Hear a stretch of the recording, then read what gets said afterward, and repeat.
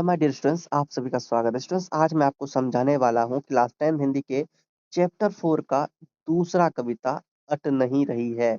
इससे पहले हम लोगों ने देखा था चैप्टर 4 का फर्स्ट कविता था उत्साह। उत्साह को बहुत अच्छे तरीके से हम लोगों ने समझा।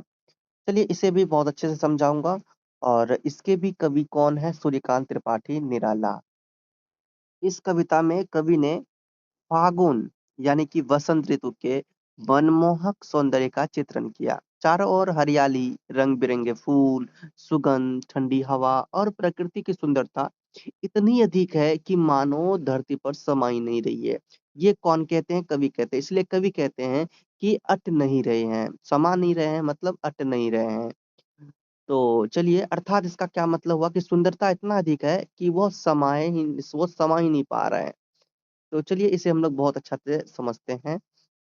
अच्छा, आप इमेजिन कीजिए कि कभी वसंत ऋतु या फिर फागुन का मौसम आप लोगों ने देखा होगा, जब चारों ओर हरियाली, पेड़ पर नए-नए पत्ते, रंग-बिरंगे फूल, ठंडी-ठंडी हवा और फूलों की भीनी-भीनी खुशबू देखने को मिलता हो, महसूस करने को मिलता हो, तो ऐसा लगता है कि पूरी प्रकृति मुस्कुरा रही हो, खुश हो, है ना? बहुत ही आनंद आने लगता है।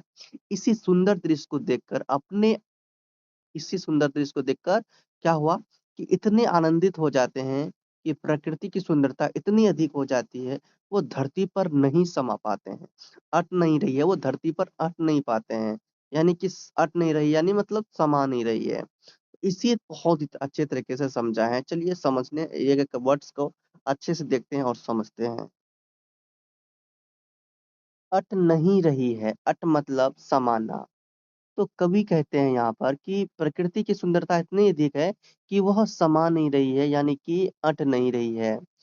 आभा फागुन की तन। आभा, आभा मतलब होता है भैया चमक या फिर सुंदरता। फागुन, फागुन मतलब आपने देखा कि वसंत ऋतु। तो आभा फागुन की तन, तन मतलब क्या होता है भाई? तन का मतलब होता है शरीर। ठीक है। तो तन यहाँ पर शरीर कौन है? शरीर कौन है भैया? वहाँ के वातावरण, धरती पर फैल गई है ऐसे वातावरण। तो यहाँ पर क्या कह रहे हैं? फागुन की सुंदरता पूरे वातावरण और धरती पर फैल गई है। वही कह रहे हैं कि आभा आभा फागुन की तन सट नहीं रही है।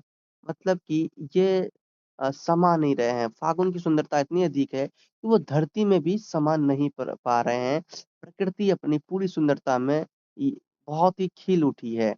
तो ये टोटल का मीनिंग आपने समझा। तो इस तरह से आपने क्या समझा? कवि कहते हैं कि फागुन की सुंदरता इतनी अधिक हो गई है कि वह धरती पर समा नहीं पा रहे हैं। जहाँ भी नजर डालो हरियाली, फूल, रंग और खुशियां ही दिखाई देती है। ऐसा लगता है कि पूरी प्रकृति ने सुंदरता का नया रूप धारण कर लिया है। इसलिए कवि कहते हैं कि फागुन की आभा इतनी अधिक है कि वो अट नहीं रही है या फिर समा नहीं रहे हैं। समझ में आ गया? तो आगे आपका देखते हैं सेकंड पैराग्राफ क्या कहता है। तो ये आपका पूरा पैराग्राफ ही ये लास्ट है। यहाँ पर ये पूरा पढ़ोगे तो पूरा खत्म हो जाएगा। तो एक-एक करके हमें यहाँ पर लेकर जाना होगा।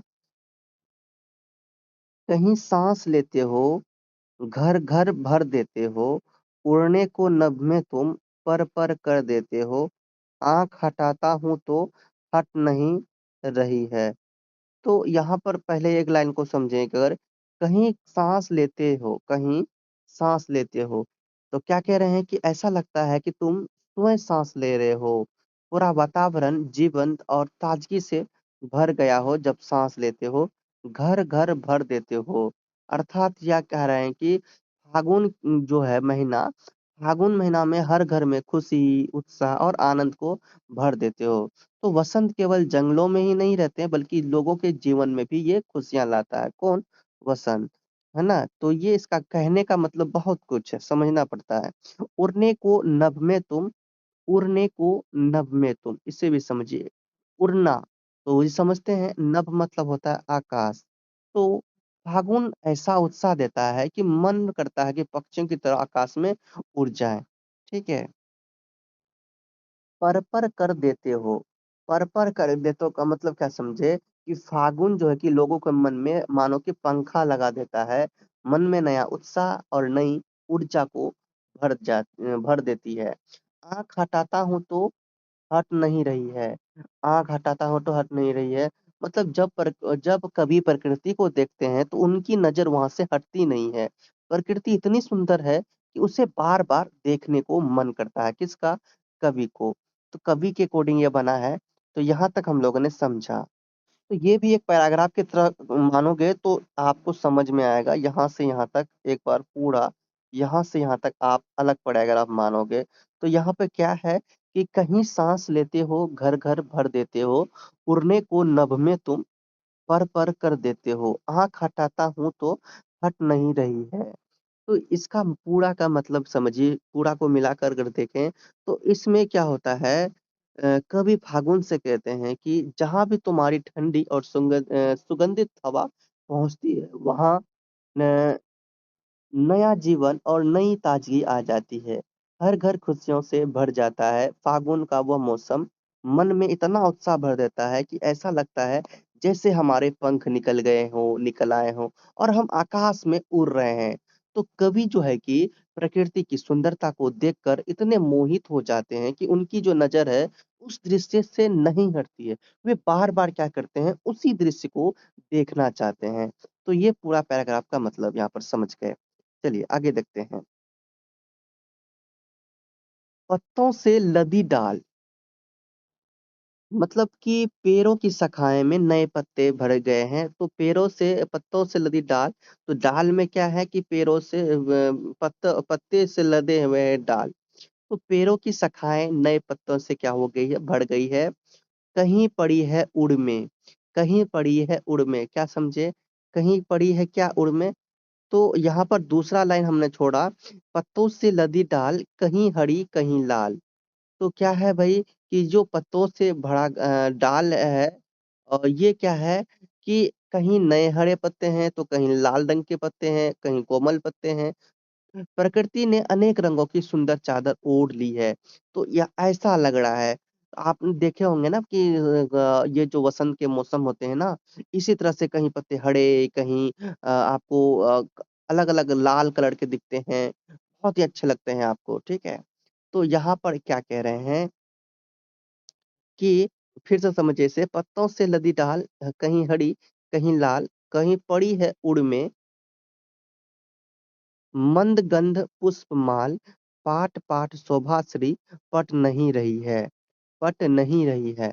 तो यहाँ पे आपने क्या देखा कि यहाँ पे आपका कह रहे हैं, कहीं पड़ी उड़ में, यह सुंदर जो है कि यह जो है सुंदर दृश्य सीधे मन को छू लेता है ना? उड़ हृदय, उड़ का मतलब यहाँ होता है कि हृदय। यहाँ पे जो है कहीं पर पड़ी है उड़ में, तो यह सुंदर दृश्य सीधे मन को क्या मानो कि छू लेता है।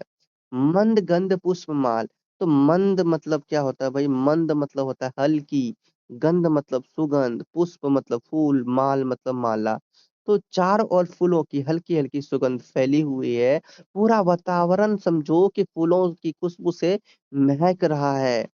पाट-पाट शोभाश्री, पाट-पाट शोभा, पाट-पाट मतलब हर जगह, शोभाश्री मतलब सुंदरता, शोभाश्री मतलब क्या होता है? सुंदरता और वैभव। तो धरती का हर कोना सुंदरता से भर गया है, तो पट नहीं रही है। इतनी अधिक सुंदरता है कि धरती में समा नहीं रही। इसका भी मतलब वही है, पट नहीं रही है, समा नहीं रही है। प्रकृति अपनी सबसे सुंदर अवस्था में है। तो पूरे पैराग्राफ को अगर यहाँ पर हम लोग मिला के देखें, तो यहाँ से है कि पत्तों से लदी डाल, कहीं हरी, कहीं लाल, कहीं पड़ी है उड़ में, मंद गंध पुष्पमाल, पाट-पाट शोभाश्री पट नहीं रही है। तो अर्थात इसमें क्या होता है, जो कवि है वो प्रकृति का सुंदर चित्र का क्या करते हैं, प्रस्तुत करते हैं और पेड़ों की जो शाखाएँ हैं वो नए-नए पत्तों से लदी हुई है। कहीं कहते हैं कि हरे पत्ते, तो कहीं लाल रंग के कोमल पत्ते आपको दिखते हैं बसंत के महीने में। चारों ओर खिले हुए फूलों की हल्की हल्की सुगंध, ये वातावरण को क्या कर रही है, महका रही है। तो धरती का हर कोना सुंदरता और वैभव से बढ़ गया है। ऐसा लगता है कि प्रकृति ने सुंदरता का चादर ओढ़ लिया, क्या? सुंदरता का चादर ओढ़ लिया है। और यही कारण है कि कवि कहते हैं कि यह शोभा इतनी अधिक है कि वो अट नहीं रही है, वो क्या नहीं रही है, पट नहीं रही है, मतलब समा नहीं रही है, इतनी ज़्यादा सुंदर है। तो इस तरह से आपने पूरी तरह से समझा। पूरे कविता में आपने क्या देखा? पूरे कविता का मतलब आपने क्या समझा? जो सूर्यकांत त्रिपाठी निराला है, इन्होंने फागुन महीना के, है ना? फागुन यानी वसंत ऋतु की अनुपम सुंदरता का इन्होंने चित्रण किया और वसंत के आगमन से पूरी प्रकृति नई ऊर्जा, हरियाली, फूलों की सुगंध और रंगों से क्या होती है, बढ़ जाती है। तो कवि को क्या होता है, कवि को लगता है कि यह जो है सौंदर्य इतना अधिक है कि वो धरती पर समा ही नहीं रहे हैं। इस कविता के माध्यम से कवि हमें प्रकृति से प्रेम करने, उसकी सुंदरता का आनंद लेने और जीवन में उत्साह तथा सकारात्मकता बनाए रखने का संदेश देते हैं। तो इस तरह से ये कविता यहाँ पर अट नहीं रही है, समझ में आ गया, बहुत ही मजा आया। आप लोग भैया आप न्यू हो, चैनल को सब्सक्राइब अभी भी नहीं किए हो, चैनल को सब्सक्राइब कर लीजिए और ये क्वेश्चन आंसर अगर आपको चाहिए तो कमेंट जरूर करना, सर क्वेश्चन आंसर भी चाहिए। तो मिलते हैं नेक्स्ट वीडियो, तक बाय। जॉनस प्लेसोंस बोलिए, प्रेम से रहो, प्रेम से पढ़ो, प्रेम से बोलो and don't forget to subscribe.